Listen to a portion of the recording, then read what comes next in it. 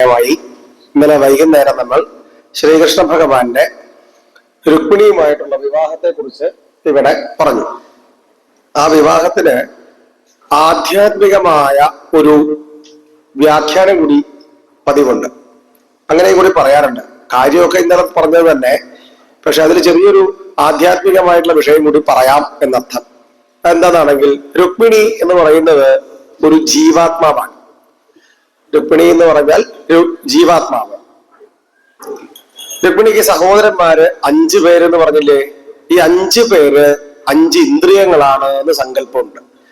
അപ്പൊ ആ രുക്മിണി 5 ഇന്ദ്രിയങ്ങളെയും അഥവാ 5 സഹോദരന്മാരെയും ശക്തമായി നിരോധിച്ചു നിർത്തി ഭഗവാൻ തന്നെ ആയിരിക്കണം തന്റെ പ്രാപ്യസ്ഥാനം എന്ന് ലക്ഷ്യമെന്ന് ഉറച്ച് വിശ്വസിച്ചു.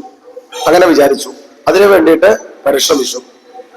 അങ്ങനെ അതുകൊണ്ടാണ് ശതജന്മഭിസ്യാത്, 100 ജന്മങ്ങൾ എടുക്കേണ്ടി വന്നാലും എനിക്ക് ആരേ ഉള്ളൂ ലക്ഷ്യം?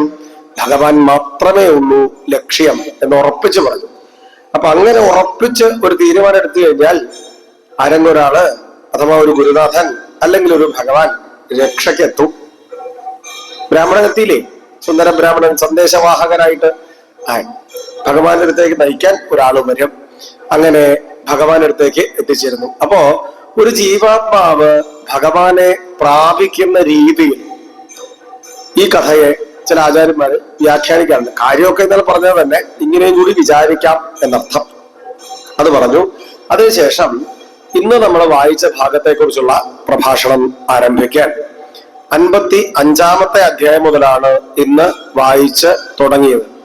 അതില് പറയുന്ന വിഷയം പ്രദ്യുമ്നോൽപത്തി എന്നുള്ളതാണ്. പ്രദ്യുമ്നൻ എന്നൊരു മകൻ ഭഗവാന് ജനിക്കുന്നതായ സംഭവമാണ് പറയാൻ പോകുന്നത്. അതായത് അക്കാലത്ത് അവിടെ ഉണ്ടായിരുന്ന ഒരു അസുരനാണ് ശംബരൻ. ഈ ശംബരാസുരൻ വരം വാങ്ങുന്നത് കാമദേവനെ എന്നെ കൊല്ലാവൂ എന്നാണ്. കാമദേവനെ എന്നെ കൊല്ലാവൂ. എന്താ സൂത്രം? കാമദേവൻ ഇപ്പോഴില്ല. എവിടെ പോയി? പ്രാഗ് രുദ്രമന്യുന. മഹാദേവന്റെ ക്രോധത്തിൽപ്പെട്ടിട്ട് കാമദേവൻ ഭസ്മായി പോയിട്ടുണ്ടായിരുന്നു. അങ്ങനെ ഭസ്മമായി പോയത് കൊണ്ട് തന്നെ അഥവാ ഇല്ലാത്ത കാമദേവൻ കൊല്ലുണ്ടാവില്ല, അതുകൊണ്ട് മരണം ഉണ്ടാവില്ല എന്നാണ് വിചാരിച്ചുകൊണ്ടിരുന്നത്. പക്ഷെ മരണം ഒഴിവാക്കാൻ പറ്റുമോ? ആർക്കെങ്കിലും പറ്റില്ല. ജാതസ്യഹി ധ്രുവോ മൃത്യു ആണ്. ജനിച്ചവന് മരണവും മരിച്ചവന് ജനനവും സുനിശ്ചിതമാണ്. അങ്ങനെയാണ് ജാതസ്യഹി ധ്രുവോ മൃത്യു എന്ന് പറയും. അപ്പോ മരിക്കാതിരിക്കുക എന്നുള്ളതാണ് അസുരന്മാരുടെ ഒരു പൊതു സങ്കല്പം, പൊതുവായിട്ടുള്ള ഒരു ആഗ്രഹമാണ് അസുരന്മാരുടെ. അസുരബുദ്ധിയുള്ളവരുടെ ആഗ്രഹമാണ് മരിക്കാതിരിക്കുക. അപ്പോ ഞാനിവിടെ സൂചിപ്പിച്ചിട്ടുണ്ടായിരുന്നു, മരിക്കാതിരിക്കുമ്പം നമുക്ക് ഒന്നും ഒരു സന്തോഷമായി തോന്നില്ല. ഒരിക്കൽ അവസാനിക്കും എന്നുള്ള ചിന്തയുണ്ടെങ്കിലേ നമുക്ക് ആനന്ദം പോലും ആനന്ദമായി അനുഭവപ്പെടൂന്നാണ്. ഒരിക്കലും അവസാനിക്കില്ലെങ്കിൽ പിന്നെ അതിന് വല്ല സുഖം ഉണ്ടാവും. ജീവിതത്തിന്റെ എല്ലാ രസവും ഇരിക്കുന്നത് ഇതൊരിക്കൽ അവസാനിക്കും എന്നുള്ളത് കൊണ്ട് കൂടിയാണ്. പക്ഷെ അസുരന്മാർക്ക് ഇതൊന്നും ബാധകമല്ല. അവരെന്ത് ചെയ്യും? എപ്പോഴും പ്രാർത്ഥിക്കും, മരിക്കാതിരിക്കണം. എന്നാൽ മരിക്കാതിരുന്നിട്ട് ലോകത്ത് വല്ല നല്ല കാര്യം ചെയ്യാൻ വേണ്ടിയിട്ടാണോ? ആണോ? ഒന്നുമല്ല. പരമാവധി ആൾക്കാരെ പേടിപ്പിച്ച് നിർത്തണം, പരമാവധി സുഖിക്കണം എന്നൊക്കെയുള്ള സങ്കല്പം. ശരി, ഏതായാലും ഈ കാമദേവനാണ് പ്രദ്യുമ്നൻ എന്ന പേരിൽ ജനിക്കാൻ പോകുന്നതെന്ന് മുൻകൂട്ടി കണ്ട ഈ അസുരൻ പ്രസവമുറിയിലേക്ക് തന്നെ കയറി ചെന്നിട്ട് തോക്കം ഹൃത്വ, ആ കുഞ്ഞിനെ എടുത്തിട്ട് കടലിലേക്ക് വലിച്ചെറിഞ്ഞു. പക്ഷേ ഇംഗ്ലീഷിൽ നമ്മൾ കേട്ടിട്ടില്ലേ, മാൻ പ്രൊപ്പോസസ് ഗോഡ് ഡിസ്പോസസ് എന്നാണ്. നമ്മളൊന്ന് വിചാരിക്കും ഈശ്വരൻ വേറൊന്ന് വരുത്തി വെക്കും. ഇവിടെ എന്താ സ്ഥിതി?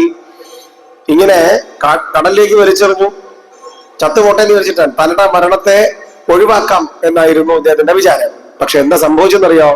ഒരു മത്സ്യം ഈ കുഞ്ഞിനെ വിഴുങ്ങുന്നു. ആ മത്സ്യത്തെ കുറെ പേര് പിടിക്കുന്നു.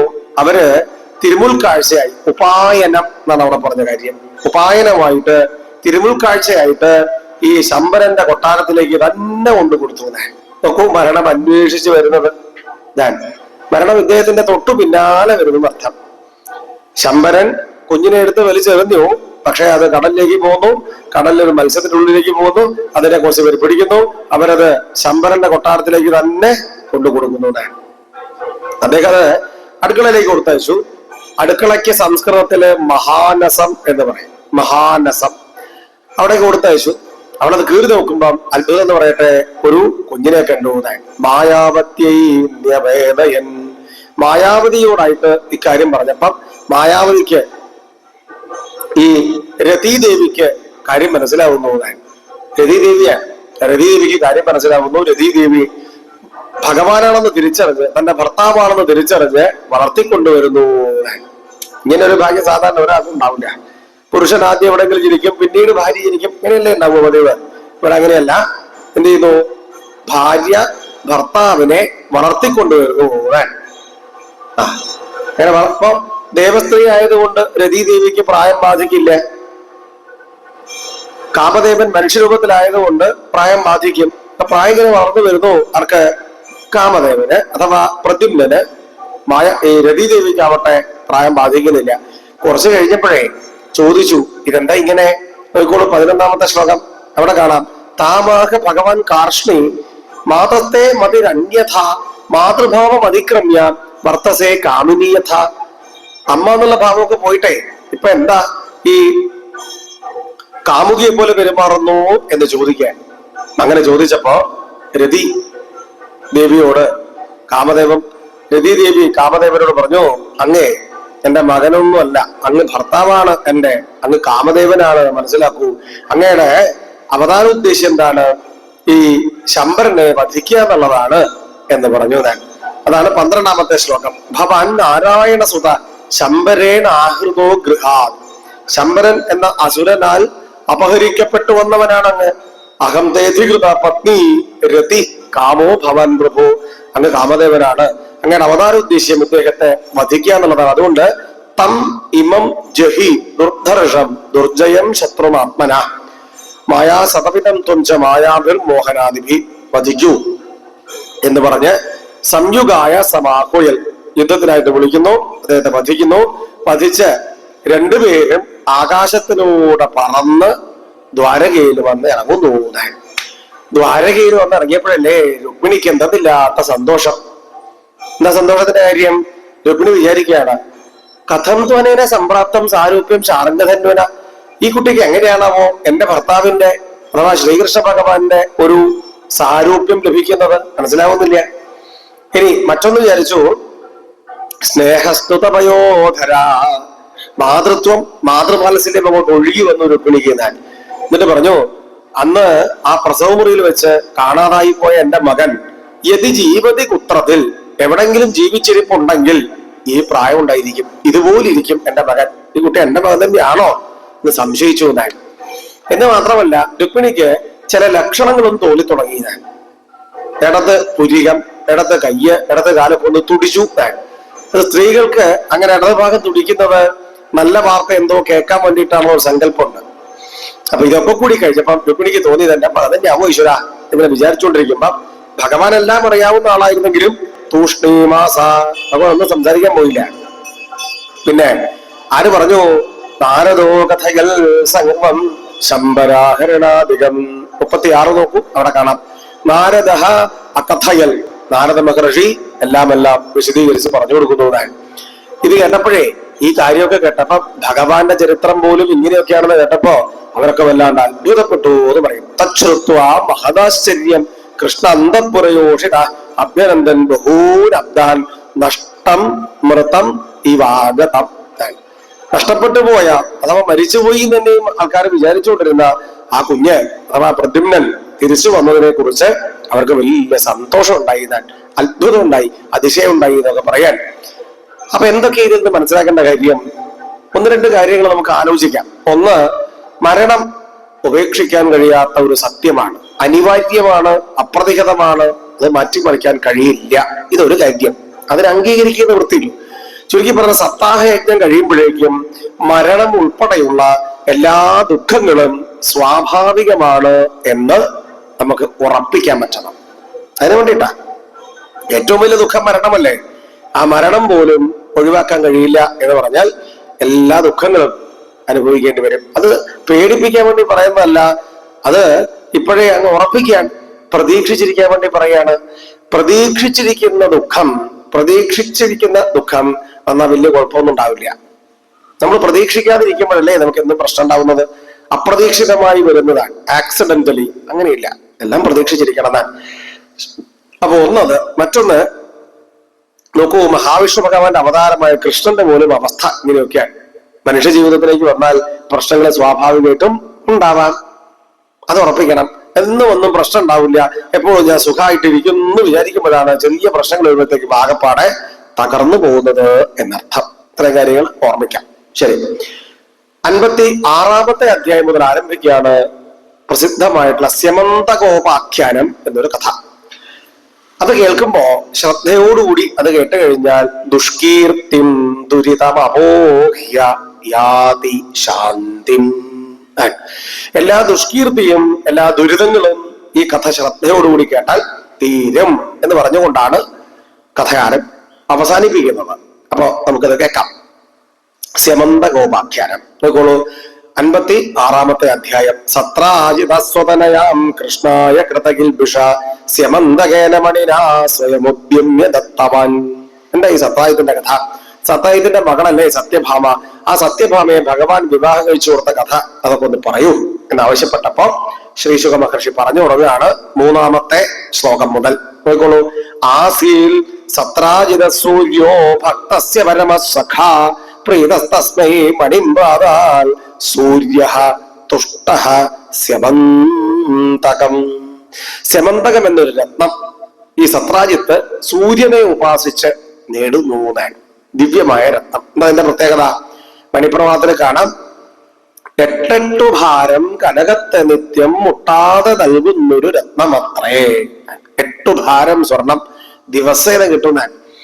ഒരു ഭാരം എന്ന് പറഞ്ഞാൽ ചില ആചാര്യന്മാരെ പറഞ്ഞിട്ടുണ്ട് 200 കിലോഗ്രാമാണ് ഒരു ഭാരം. അപ്പൊ 8 × 16 1600 കിലോഗ്രാം സ്വർണം ദിവസേന കിട്ടുക. ഹൗ, എന്തൊരു സന്തോഷം! ഇങ്ങനെ ഒരു രത്നം കിട്ടിയവനെ കഴിഞ്ഞില്ലേ കാര്യം. ഇനിയിപ്പം എല്ലാ ദിവസമൊന്നും വേണ്ട, ഒരു ദിവസം.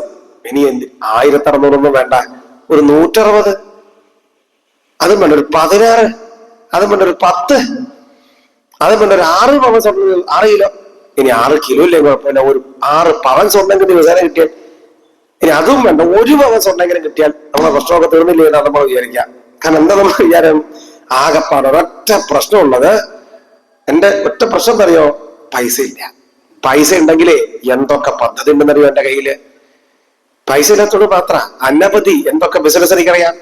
ഞാൻ ആരാമോൻ? പൈസ ഇല്ലാത്തോണ്ട് മാത്രം നേരെയാവാത്തത്. ഇതാണ് പലരും വിചാരിക്കുന്നത്. കേൾക്കൂ, ഈ പണം കുറെ കിട്ടിക്കഴിഞ്ഞാൽ ഒക്കെ നേരെയാവുന്നുള്ള വിചാരമില്ലേ? അതാണ് കിട്ടില്ല. അങ്ങനെയൊന്നുമില്ല.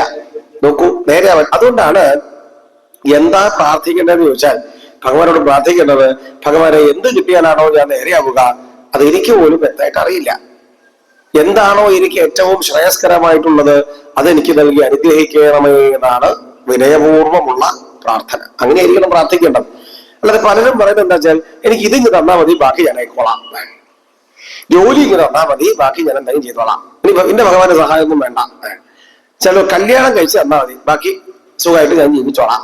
കുട്ടികളുണ്ടായാൽ മതി, ബാക്കി ഞാൻ സുഖമായി ജീവിച്ചോളാം. വീടുണ്ടാക്കിയാൽ മതി, ബാക്കിയൊക്കെ പ്രശ്നം ഞാൻ ആയിക്കോളാം. ഇത് വാസ്തവത്തിൽ എന്താ വേണ്ടത്? എന്താണോ എനിക്ക് ഐശ്വര്യപ്രദമായി തീരുക, ശ്രേയസ്കരമായി തീരുക, അതെനിക്ക് നൽകണമേ എന്നൊക്കെയാണ് വിചാരിക്കേണ്ടത്. പക്ഷെ ഇവിടെ തിരിച്ചാ പലരും വിചാരിക്കാം. നമ്മൾ നോക്കൂ, ഏതായാലും ഇത്രയധികം സ്വർണം, ഏതായാലും കിലോ കണക്കൊക്കെ വിടൂ, ധാരാളം സ്വർണം എന്നിങ്ങനെ പറയാൻ.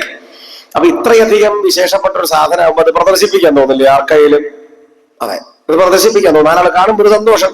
അതിന്റെ ഭാഗമായിട്ട് ദ്വാരകയിലേക്ക് പോകുന്നു, ഭഗവാനെ കാണിക്കാൻ വേണ്ടിയിട്ട് രാജധാനിയിലേക്ക് പോകാൻ. അപ്പൊ എന്താ പോകുന്നതിന്റെ സമയത്തുള്ള ഉദ്ദേശ്യം? ഭഗവാന്റെ കയ്യിൽ പല വിശേഷപ്പെട്ട വസ്തുക്കളും ഉണ്ട്, പക്ഷെ ഇത് ഏതായാലും ഇല്ലല്ലോ, എന്റെ അടുത്തല്ലേ ഉള്ളൂ എന്നുള്ള ഭാവത്തിലാ പോകുന്നത്. അവിടെ ചെന്നു. അവിടെ പോകുമ്പം ആൾക്കാർ പറയാണ്, സതം ബിഭ്രന്മണിം കണ്ഠേ ഭ്രാജമാനോ യഥാ രവി. രവിയെ പോലെ ഭ്രാജമാന, രവിയെ പോലെ പ്രകാശിക്കുന്നു. ആരാ രവി? സൂര്യൻ. സൂര്യനെ പോലെ പ്രകാശിക്കുന്നുണ്ടായിരുന്നു. ഇതങ്ങോട്ട് കണ്ടില്ലേ ആൾക്കാരൊക്കെ സംശയിച്ചു, സൂര്യൻ തന്നെ ഇറങ്ങി വരികയാണോ?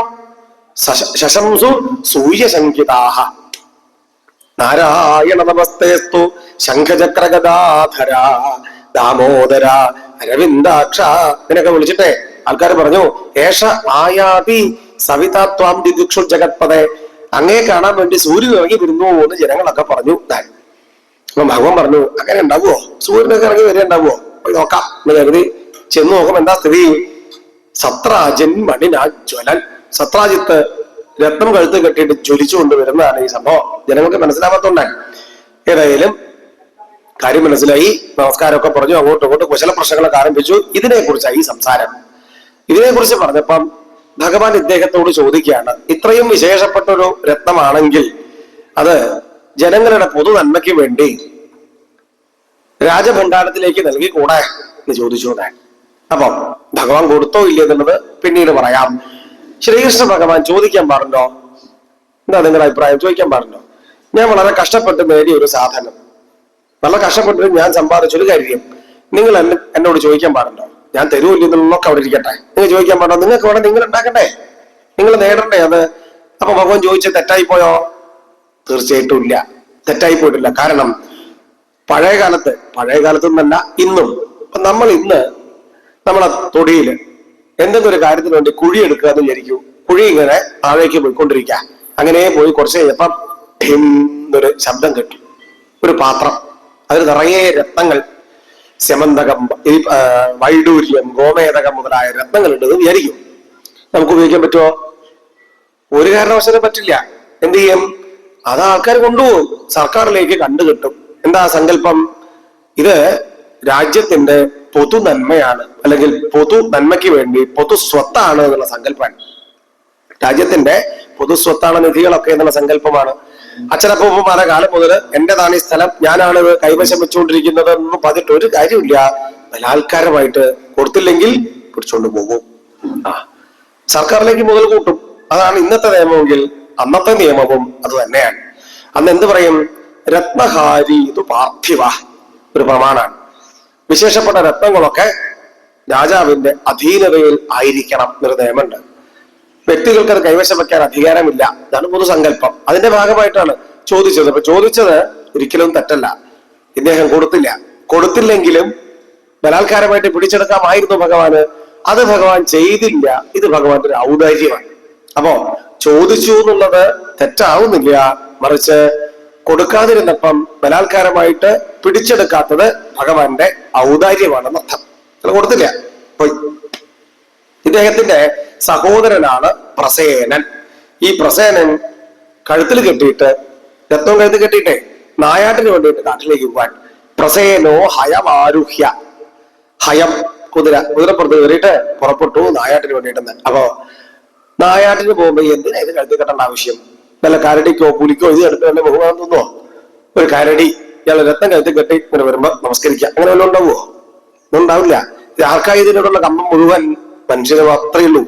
വേറൊരു ജീവിക്ക് ഇതിനോട് താല്പര്യമൊന്നുമില്ല. പിന്നെ ചിലര് പറയുന്നത് ഒരു പ്രകാശിക്കുന്ന വസ്തുവായിരുന്നു അത്രേ, സ്വയം പ്രകാശിക്കുമായിരുന്നു താൻ. അപ്പോ ചിലപ്പം പകൽ പോലും ഇരുട്ടുള്ള കാടുണ്ടാവും, പകൽ പോലും പ്രകാശം എത്തിച്ചേരാത്ത കാടിന്റെ ഭാഗങ്ങൾ ഉണ്ടാവില്ലേ? അവിടെ ഒരു പ്രകാശിക്കുന്ന വസ്തു ഹെഡ് ലാമ്പായി, ഒരു എമർജൻസി ലാമ്പായിട്ട് ഉപയോഗിക്കാൻ പറ്റും. അങ്ങനെയൊക്കെ വിചാരിച്ചിട്ടുണ്ടാവുമായിരിക്കും, അറിയില്ല. ഏതായാലും കഴുത്ത് കെട്ടിയിട്ട് കാട്ടിലേക്ക് പോകുന്നു നായാട്ടിന്. അങ്ങനെ പോയി കുറച്ചു ദൂരം ചെന്നപ്പോ എന്താ സ്ഥിതി? ഒരു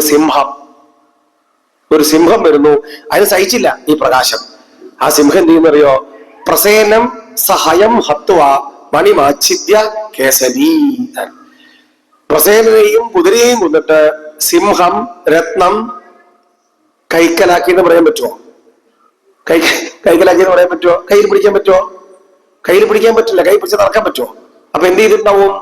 കടിച്ചു പിടിച്ചിട്ടുണ്ടാവും. കടിച്ചു നോക്കിയപ്പോ പൊട്ടുന്നില്ലെങ്കിൽ പൊട്ടുവോ? രത്നം പൊട്ടുവോ?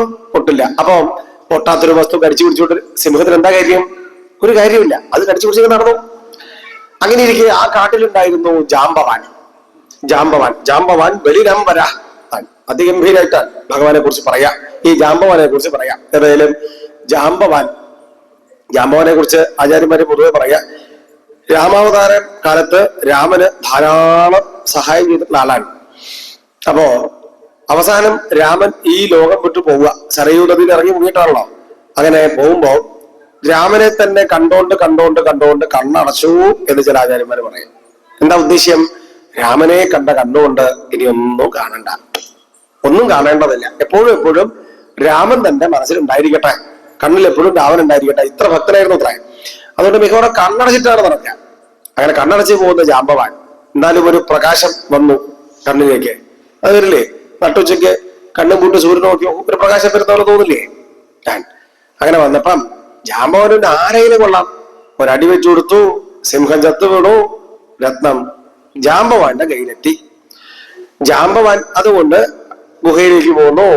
ക്രീഡനകം കൃതം ആണ്. ക്രീഡനകം കളിപ്പാട്ടം. കളിപ്പാട്ടം പോലെയാക്കി നിർത്തുന്നേ. ബാലക്രീഡനകം കൃതം, കുട്ടികളുടെ കളിപ്പാട്ടമാക്കിയിട്ട് അങ്ങനെ കഴിച്ചു. ഇതാണ് രത്നത്തിന്റെ അവസ്ഥ. നാട്ടിലോ? നാട്ടിലല്ലേ ഓരോരുത്തർ ഇങ്ങനെ ഓരോന്നോരോന്ന് പറയാൻ തുടങ്ങി. സത്രാജിത്ത് ഒരു മുനവച്ച വാക്കാൻ, അതായത് പ്രസേനം പോയിട്ട് ദിവസങ്ങൾ കഴിഞ്ഞു, വരുന്നില്ല, രത്നവും നേരത്തെ കെട്ടിയിട്ടാണ് പോയത്, അങ്ങനെയുള്ള ആൾക്കാരല്ലേ രാജ്യം ഭരിക്കുന്നത് എന്നൊക്കെ ഇങ്ങനെ ഇങ്ങനെ ഇങ്ങനെ പറഞ്ഞപ്പോ ആൾക്കാർ ചോദിച്ചു, അല്ലെങ്കിൽ താൻ എന്തെങ്കിലും ഒരു മുനവച്ച സംസാരിക്കുന്നു, തന്റെ ഉള്ളിൽ വല്ല സംശയം ഉണ്ട്, തുറന്നു പറയൂ.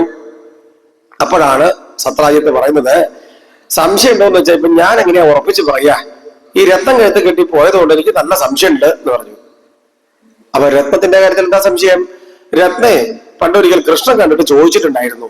മണിപ്രവാദത്തിൽ കാണാം, കണ്ടാലിരക്കുന്ന ജനങ്ങളുണ്ടോ, കക്കാൻ മടിക്കുന്നു തരം വരുമ്പോൾ.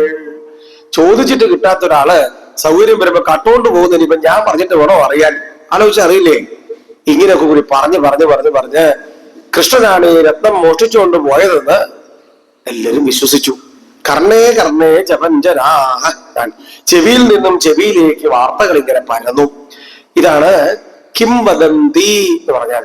കിം എന്ത്, വദന്തി എന്ത് പറയുന്നു, ആരെ കുറിച്ച് പറയുന്നു എന്നുള്ളത് സത്യമാണോ എന്നുള്ള ആലോചനയൊന്നും ഇല്ലാതെ അങ്ങനെ വാർത്ത പരക്കാം. ഇതാണ് കാര്യം. സത്യമാണെന്ന് ആരെങ്കിലും ചോദിച്ചോ? ഒരാൾ ചോദിച്ചില്ല. ആൾക്കാർക്ക് ഒരു രസമാണേ, സമൂഹത്തിൽ ഉന്നതമായി നിൽക്കുന്ന അല്ലെങ്കിൽ ഉയർന്നു വന്നിരിക്കുന്ന ഒരാളെ കുറിച്ച് എന്തെങ്കിലുമൊക്കെ മോശമായിട്ടുള്ള വാർത്ത കിട്ടാൻ കാത്തിരിക്കുക ആൾക്കാര്, അത് പറഞ്ഞു പരത്താൻ. ഇതല്ലേ ലോക സ്വഭാവം?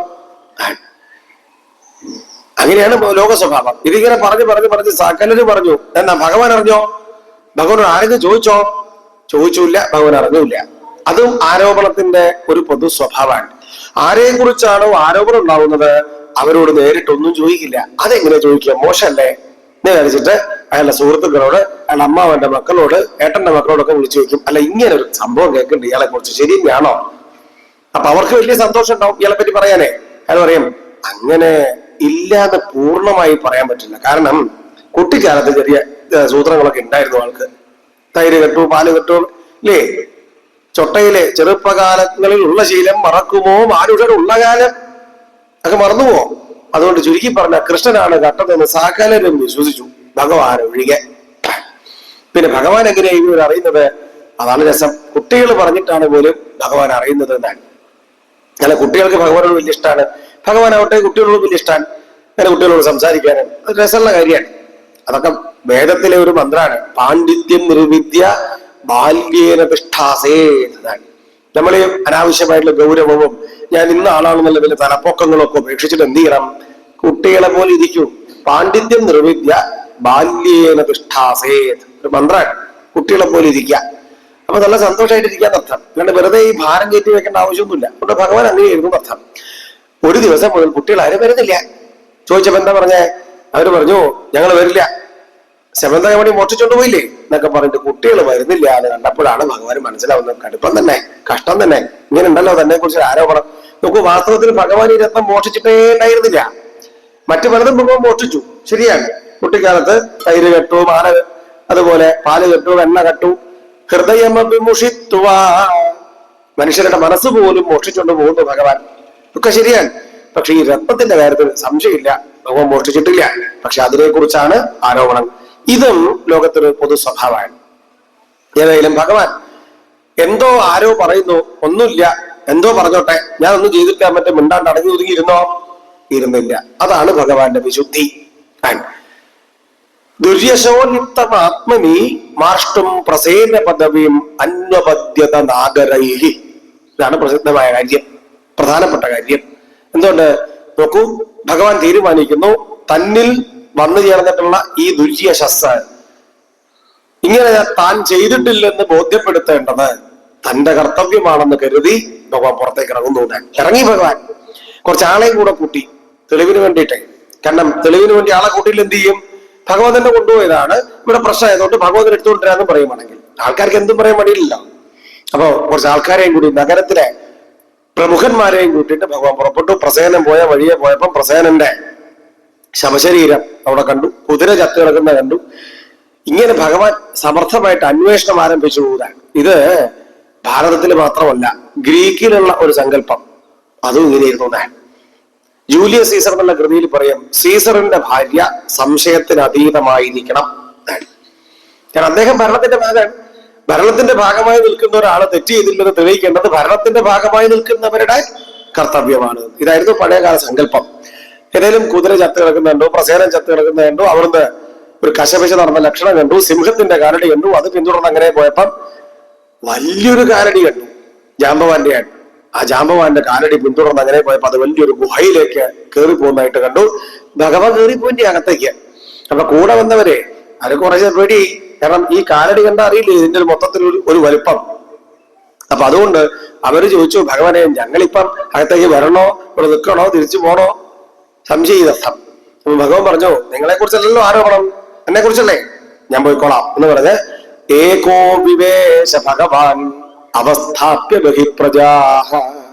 പ്രജകളെ മുഴുവൻ, കൂടെ വന്നവരെ മുഴുവൻ പുറത്തു നിർത്തിയിട്ട് ഭഗവാൻ അകത്തേക്ക് കയറി പോകുന്നുണ്ടാണ്. അകത്തേക്ക് അങ്ങോട്ട് കയറുമ്പോഴേക്കും കാൽപെരുമാറ്റം കേട്ട ഭാഗം ലക്ഷ്യമാക്കി ആരാരഹോമൽഗുഹയിൽ കടപ്പാനീരേത് ലോകത്തിനു മീശനായി എന്ന് ചോദിച്ചുകൊണ്ട് ജാമ്പവാന്റെ പുറപ്പാടാണ്. ജാമ്പവാൻ വന്നു, ആരാന്ന് അന്വേഷിക്കാനും പോയില്ല, നോക്കാനും പോയില്ല, അടിക്കാൻ തുടങ്ങി. നോക്കൂ, പരമഭക്തനാണ് ജാമ്പവാൻ. ആ ഭക്തനായിട്ടുള്ള ജാമ്പവാൻ ഭഗവാനെ അടിക്കുന്നതെന്ന് സങ്കല്പിച്ചു നോക്കൂ. അടി എത്ര ദിവസം? 28 ദിവസമാണ് അടിക്കുന്നത്. ആസീത്തത് അഷ്ടാവിംശാഹം ഇതരേതര മുഷ്ടിഭി. അങ്ങോട്ടും ഇങ്ങോട്ടും എന്തൊരടി, അടി, ഇടി, ബഹളം, പരാക്രമം ഇങ്ങനെയൊക്കെ ഉണ്ടാവുന്നതാണ്. അവിശ്രമം അഹർനിശം, ഒരു മിനിറ്റ് വിശ്രമമില്ലാണ്ട്, രാവു പകല് ഭേദമില്ലാണ്ട് അടിച്ചുകൊണ്ടിരിക്കുകയാണ്. കണ്ണു തുറന്ന ഇദ്ദേഹം കൊണ്ട് നമസ്കരിക്കുകയുള്ളൂ എന്ന് ഭഗവാൻ അറിയാം. പിന്നെ ഭഗവാൻ അടി കൊണ്ടുകൊണ്ടിരിക്കാൻ. ഭഗവാൻ പിന്നെ ഭക്തന്മാർ എന്ത് കൊടുത്താലും സ്വീകരിക്കാന്ന് ഭഗവാൻ പറയുന്നതാണ്. ഇത് നമ്മൾ എന്തുപോലെ കാണണമെന്നറിയോ? ഒരു 75 വയസ്സുള്ള ഒരു അപ്പൂപ്പൻ വീട്ടിലിരിക്കാൻ, തന്റെ പേരക്കുട്ടി അടുത്തേക്ക് വരുമ്പോ പേരക്കുട്ടി ഓടി വരും, ചിലപ്പോൾ മുക്കുമ്പയർ ഇടിച്ചു എന്ന് വരും, താടി പിടിച്ച് വലിച്ചു എന്ന് വരും, കണ്ണട പിടിച്ച് വലിച്ചു, മുഖത്തേക്ക് അടിച്ചു എന്ന് വരും. ചിലപ്പം മുഖത്തേക്ക് കുട്ടികളുടെ അടി എന്ന് പറഞ്ഞാൽ നല്ല വേദനയാവും. കാരണം കുട്ടിയുടെ അടിക്കാൻ തന്നെ കൈ ഫുള്ള് ലൂസാക്കിയിട്ട് അടിക്കുക, നല്ല വേദനയാവും. അപ്പൊ വേദനയാകുമ്പോൾ അങ്ങോട്ട് തിരിച്ചടിക്കുവോ?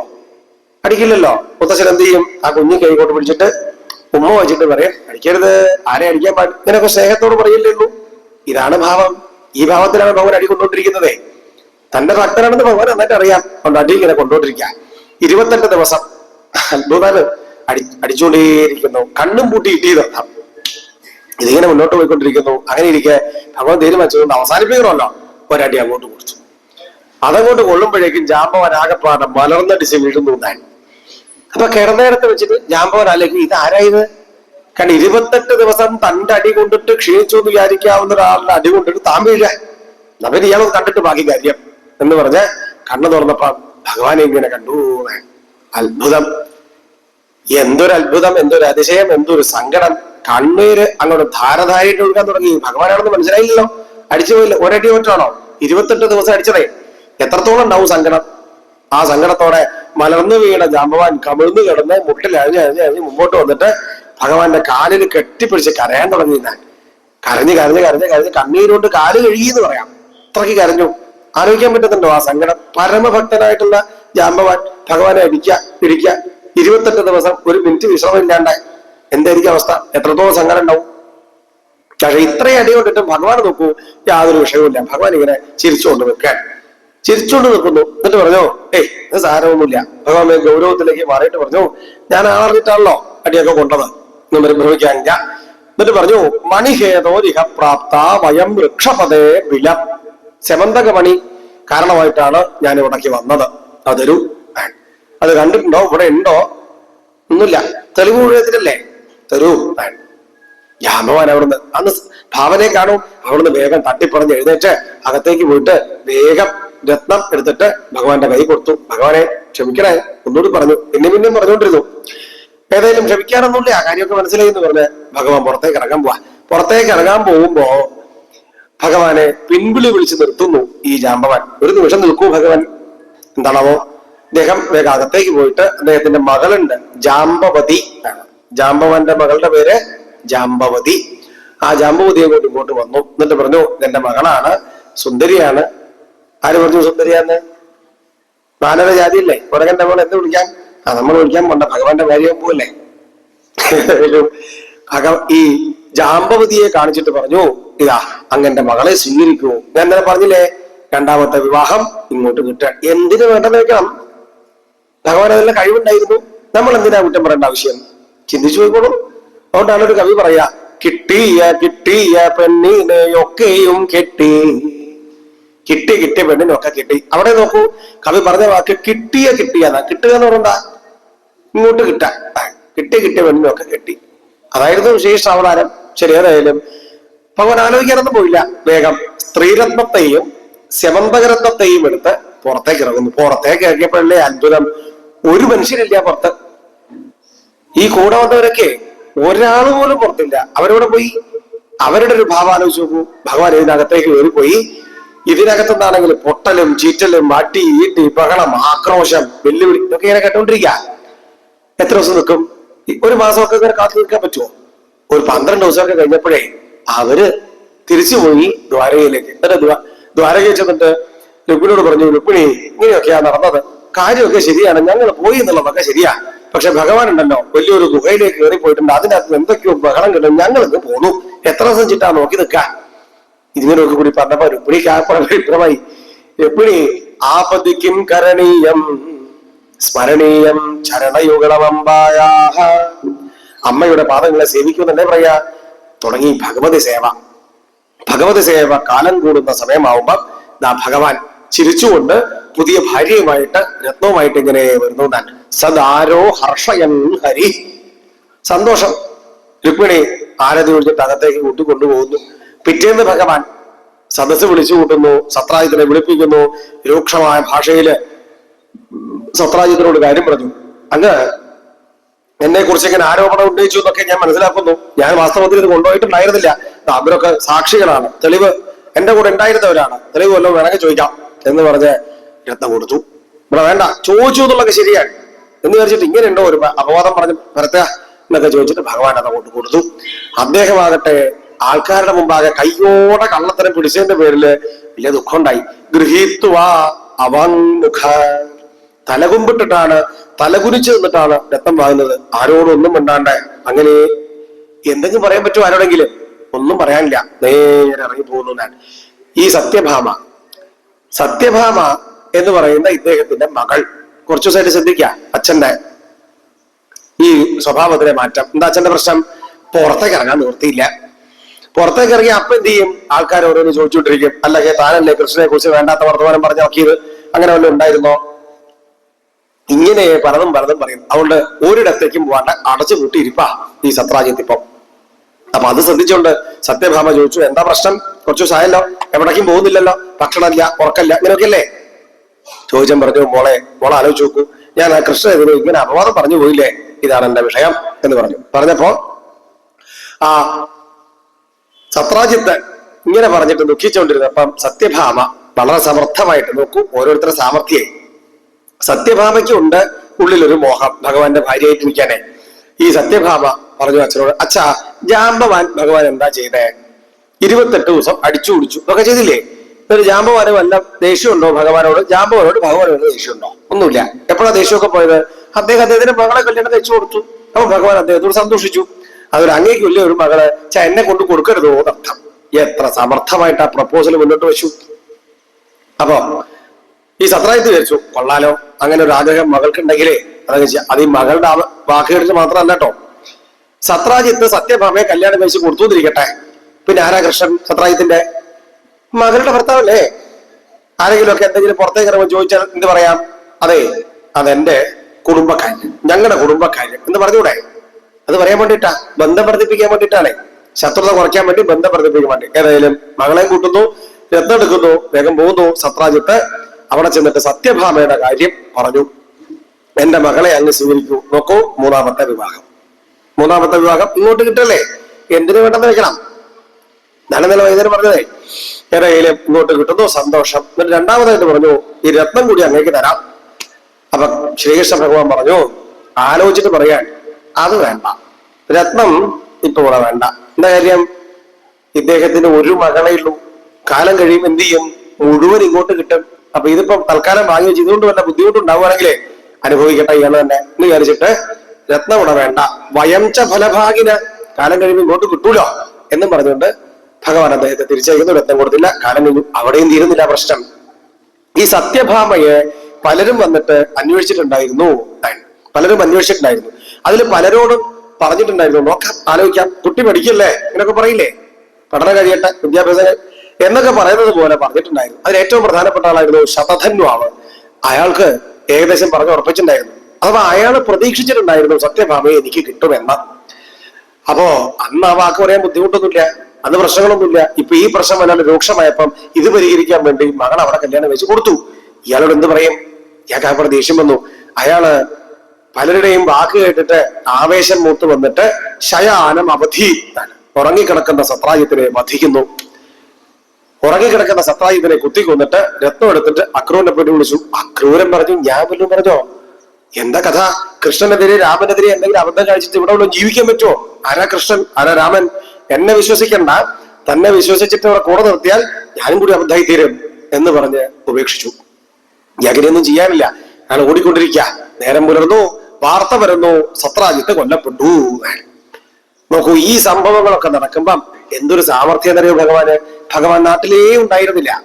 ഭഗവാൻ എവിടെ ഉണ്ടായിരുന്നത്? ഹസ്തിനപുരിയിലായിരുന്നു എന്ന് പറയും. അവിടേക്ക് വിവരം കിട്ടുന്നു. വിവരം കിട്ടിയ ഉടനെ ഭഗവാൻ അവിടുന്ന് ഓടി വരുന്നു. ഓടി വരണ്ടേ? ആരാ സത്രാജിത്ത്? തന്റെ ഭാര്യയുടെ അച്ഛനല്ലേ? ഓടി വരണം. ഓടി വന്നിട്ട് കാര്യമായിട്ട് കരഞ്ഞു. ശ്രീകൃഷ്ണ ഭഗവാൻ കരയ്യ. ആലോചിച്ച് നോക്കൂ, ഭാര്യയുടെ അച്ഛൻ മരിച്ചിട്ടേ കരഞ്ഞുകൊണ്ടിരിക്കുക. ഭാര്യയുടെ അച്ഛൻ മരിച്ചിട്ട് കരയ്യ. അല്ല, കരഞ്ഞ ദോഷമൊന്നുമില്ല. പക്ഷെ അത്ഭുതമാണ് ഭഗവാന്റെ കരച്ചിലേ. എന്ന് മാത്രമല്ല, ബലരാമസ്വാമിയും കൂടി കരയാൻ തുടങ്ങിയത്. ബലരാമസ്വാമി, അതായത് അനുജന്റെ ഭാര്യയുടെ അച്ഛൻ മരിച്ചിട്ട് ഏട്ടൻ ഇങ്ങനെ കുടുകുടാ കരയ്യ. അഹോ കഷ്ടം, അഹോ കഷ്ടം എന്ന് പറഞ്ഞ് കരയാൻ തുടങ്ങിയത്. ഇങ്ങനെ കരഞ്ഞോണ്ടിരിക്കുമ്പോ, അപ്പൊ കരയുന്നത് എന്തിനാന്ന് ചോദിച്ചാൽ, കരയാതെ ഇരുന്നിട്ടില്ലെങ്കിൽ എന്തൊക്കെയാ കുഴപ്പമുണ്ടാവുക? കരഞ്ഞില്ല എന്ന് ചോദിക്കൂ, എന്തൊക്കെ ഉണ്ടാവുക?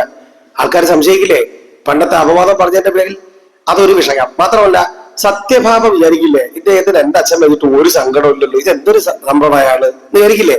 ഇപ്പൊ ഭാര്യയ്ക്ക് സന്തോഷമാവട്ടെ, നല്ലോണം തന്നെക്കാളും സങ്കടം ഇരിക്കുക എന്ന് കാണിക്കാൻ വേണ്ടി കരഞ്ഞുകൊണ്ടിരിക്കുക ഭഗവാൻ. അനുസൃത്യന്ത്രല്ലോ കഥാം, ഇതൊക്കെയാണ് ഭഗവാന്റെ കാര്യേ. നരലോകത്തെ അനുസരിച്ചുകൊണ്ട് മനുഷ്യന്മാരെ കരയില്ലേ? മരിച്ചാൽ അതുപോലെ കരഞ്ഞു താൻ.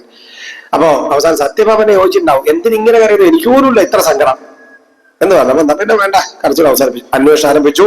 ശതധന്വാവിനെ പിടിച്ചു.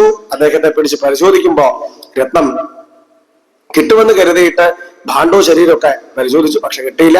അദ്ദേഹം കൊല്ലപ്പെട്ടു. ബലരാമസ്വാമി ഓടി എത്തി ചോദിച്ചു, കൃഷ്ണ രത്നം എവിടെ? അപ്പോഴാണ് ഭഗവാന്റെ മറുപടി, ഏട്ടാ കാണുന്നില്ല, ഞാൻ നോക്കിക്കൊണ്ടിരിക്കുക എന്ന് പറഞ്ഞപ്പോഴേ ഈ ബലരാമന് പോലും കൃഷ്ണനെ കുറിച്ച് സംശയം തോന്നിയതാണ്. കാരണം ഇപ്പൊ ഭാര്യമാൻ എന്നൊക്കെ കൂടി വരാനേ. അപ്പൊ എന്തെങ്കിലും കാരണവശാൽ ഇതെടുത്തിട്ട് മടിയിലെടുത്ത് തിരികെ വയ്ക്കുന്നുണ്ടാവോ അറിയില്ല. ബലരാമസ്വാമി പറഞ്ഞു, കൃഷ്ണ ഇതൊന്നും ലോകത്താരും പറഞ്ഞാൽ വിശ്വസിക്കില്ല. വൃഥാഹത ശതധനോ മണിസ്തത്ര ന വിദ്യത. എന്തും നോക്കൂ, രത്നം കിട്ടിയിട്ടാണെങ്കിൽ കൊല്ലപ്പെട്ടതിനെ കുറിച്ച് പറഞ്ഞു പിടിച്ചേക്കാൻ പറ്റുമായിരുന്നു. ഇതൊരു കഷ്ടം. ഏതായാലും താനിതൊക്കെ പരിഹരിച്ചോളൂ എന്ന് പറഞ്ഞ് ബലരാമസ്വാമി നേരെ പോവാൻ, മിഥിലയിലേക്ക് പോവാൻ. അപ്പൊ അവിടെ നോക്കും, വേറെ സംഭവം നടക്കുന്നത്. ദുര്യോധനൻ മനസ്സിലാക്കുന്നു ബലരാമസ്വാമി മിഥിലയിലുണ്ടെന്ന്. അവിടെ ചെന്നിട്ട് നമസ്കരിച്ചു. എന്നിട്ട് പറഞ്ഞ് എന്നെ ഗതായുദ്ധം പഠിപ്പിച്ചു തരണമെന്ന് ആവശ്യപ്പെടാൻ. ഇങ്ങനെയൊക്കെയുള്ള കഥകളൊക്കെ നടക്കുന്നത്. ഇതിന്റെ അന്വേഷണം അവസാനിപ്പിച്ചിട്ടുണ്ടായിരുന്നില്ല. അക്രൂരനെ കണ്ടുപിടിക്കുന്നു. അക്രൂരൻ നാട്ടിലില്ലെന്ന് മനസ്സിലാവുന്നു. അക്രൂരൻ കാശിയിലാണെന്ന് മനസ്സിലാക്കി അക്രൂരനെ തിരിച്ചു കൊണ്ടുവരുന്നു. അക്രൂരിന്റെ കയ്യിലുണ്ടായിരുന്ന രത്നം അത് ഭണ്ഡാരത്തിലേക്ക് മുതൽ കൂട്ടിയപ്പോഴേ പ്രയാസങ്ങളൊക്കെ തീർന്നുള്ളൂ. ഇതാണ് ശമന്തകോപാഖ്യം. ഇത് കേൾക്കുമ്പോ എങ്ങനെയാണാവോ ദുരിതങ്ങളും ദുഷ്കീർത്തിയും തീരുക? 2 മിനിറ്റ് ഉണ്ട്, അതുകൂടി പറഞ്ഞു തീർക്കാം. നോക്കൂ, സ്വർണത്തിനോടുള്ള അമിതമായിട്ടുള്ള ഭ്രമം വർദ്ധിക്കുമ്പോഴല്ലേ എല്ലാ ദുരിതവും ദുഷ്കീർത്തിയും ഉണ്ടാവുക അല്ലേ? അമിതമായ സ്വർണഭ്രമം ഇതൊരു വിഷയമാണ്. പണ്ട് നമ്മള് ഒരു കഥ കേട്ടിട്ടില്ലേ? ഒരാള് പണ്ട് എന്ത് ചെയ്തു? ഭഗവാനെ തന്നെ പ്രത്യക്ഷപ്പെടുത്തുന്നതാണ്. എന്നിട്ട് തൊടുന്നതൊക്കെ സ്വർണമായി തീരാൻ വേണ്ടി ഒരു വരം വാങ്ങുന്നതാണ്. തൊടുന്നതൊക്കെ സ്വർണമായി തീരണം. നല്ല സന്തോഷം. അയാൾ പൂന്തോട്ടത്തിലൂടെ നടക്കുമ്പോ പൂക്കൾ തൊടുന്നു, പൂക്കൾ സ്വർണത്തിന്റെ നിറമായി മാറുന്നു. എന്തൊരു സന്തോഷം! പക്ഷെ കുറച്ച് കഴിഞ്ഞപ്പോഴാണ് ഇതിന്റെ അക്കിടി മനസ്സിലാവുന്നത്. എന്താ സ്ഥിതി? ഭാര്യയോട് പോയിട്ട് പറഞ്ഞു നമ്മുടെ പ്രശ്നങ്ങളൊക്കെ കഴിഞ്ഞു എന്ന് പറഞ്ഞ ഭാര്യയെ കെട്ടിപ്പിടിച്ചിട്ട് പറഞ്ഞു നമ്മളിത് സുഖിക്കാൻ പോവാ. നിമിഷം കൊണ്ട് ഭാര്യ സ്വർണത്തിന്റെ പ്രതിമ. നല്ല ഭംഗി ഉണ്ടാവില്ലേ? നല്ല ഭംഗി ഉണ്ടാവില്ലേ കാണാൻ? ഇല്ലേ? തീർച്ചയായിട്ടും ഉണ്ടാവും. ശരിക്കുള്ള ഭാര്യയ്ക്കാണോ സ്വർണത്തിന്റെ ഭാര്യയ്ക്കാണോ കാണാൻ ഭംഗി ഉണ്ടാവുക? നിങ്ങൾ മറുപടി പറയില്ല, എനിക്കറിയാം. നിങ്ങൾ എന്തായാലും മറുപടി പറയില്ല. വാസ്തവത്തിൽ സംശയമൊന്നുമില്ല. നല്ല തിളക്കം ഉണ്ടാവും, തൂക്കിയിട്ട നല്ല പൈസയും കിട്ടും. ഭാര്യ തൂക്കി ആലോചിച്ച് നോക്കൂ. ഇതൊക്കെയാണ്. പക്ഷെ നോക്കൂ, ആ ഭാര്യയ്ക്കുണ്ടോ വല്ല വികാരവും? ആ ഭാര്യയ്ക്ക് സേവിക്കാനറിയോ? സ്നേഹിക്കാൻ അറിയാമോ? അതിനെ സ്നേഹിക്കാൻ കൊള്ളാമോ? പ്രതിമയാണ്. അപ്പൊ ഇവിടെ നമ്മൾ രണ്ട് വാക്ക് നല്ലോണം ആലോചിക്കേണ്ടതാണ്. വിലയും മൂല്യവും. Price and value. കേവലം വില മാത്രമാണ് പ്രധാനം എന്ന് വിചാരിക്കരുത്. മൂല്യം എന്ന് പറഞ്ഞാൽ വളരെ പ്രധാനമാണ്. ചിലർ വിചാരിക്കുന്നു പനിനീർ പൂവ് എന്തിനു കൊള്ളാം, കാരണം പനിനീർ പൂവ് ഒരിക്കലും കായാവില്ല. കുമ്പളത്തിന്റെ പൂവ് കൊള്ളാം, കാരണം കുമ്പളത്തിന്റെ പൂവ് എന്തായി തീരും? കുമ്പളമായി തീരും. കുമ്പളമായി തീരുന്ന കുമ്പളത്തിന്റെ പൂവാണ് നല്ലത്. പനിനീർ പൂവ് എന്തിനു കൊള്ളാം എന്ന് പറഞ്ഞാൽ അത് കാണുമ്പോഴുള്ള സന്തോഷമില്ലേ? ഇതാണ് വിഷയം. കായൻ പേരിൽ പൂമതിക്കുവോർ ഒന്നും പുണ്യമായി എണ്ണിയിടാത്തോർ. അങ്ങനെയാവുന്നത് കഷ്ടമാണ്. നമുക്ക് പനിനീർ പൂവും വേണം, കുമ്പളത്തിന്റെ പൂവും വേണം, മുല്ലപ്പൂവും വേണം, എല്ലാ പൂവും വേണം. എല്ലാ പൂവും ഉണ്ടാകുമ്പോഴാണ് ലോകം വൈവിധ്യമുള്ളത്, മനോഹരമായി തീരുന്നത് എന്നർത്ഥം. ഇത് മനസ്സിലാക്കണ്ടേ? അത് മനസ്സിലാക്കുന്നതിന് വരെ സമ്പത്ത് കിട്ടിയാൽ ഒക്കെ. ഇനി അതൊരു വിഷയം. രണ്ടാമത്തെ കാര്യം എന്ന് പറഞ്ഞാൽ നോക്കൂ, എന്തെങ്കിലും ഒരു ആരോപണം ഇത്രയൊക്കെ ശ്രദ്ധിച്ച് ജീവിച്ചിട്ടും ഉണ്ടാവുകയാണെങ്കിൽ ധൈര്യമുണ്ടെങ്കിൽ അത് പരിഹരിക്കാൻ ശ്രമിക്കാം. ധൈര്യമുണ്ടെങ്കിൽ ഭഗവാൻ അതാ കാണിച്ചു തരുന്നത്. സ്വന്തം പേരിലുള്ള ആരോപണം തെറ്റാണെന്ന് തെളിയിക്കാൻ ഭഗവാൻ ഇറങ്ങി പുറപ്പെട്ടു എന്നുള്ളതാണ് വിഷയം. അപ്പൊ ഇത് നന്നായിട്ട് ആലോചിക്കൂ. സമയം വൈകി, അതുകൊണ്ടാണ് അവസാനം ഭാഗം കുറച്ച് വേഗതയിലാക്കിയത്. ഏതായാലും ഇവിടെ നിർത്തുന്നു.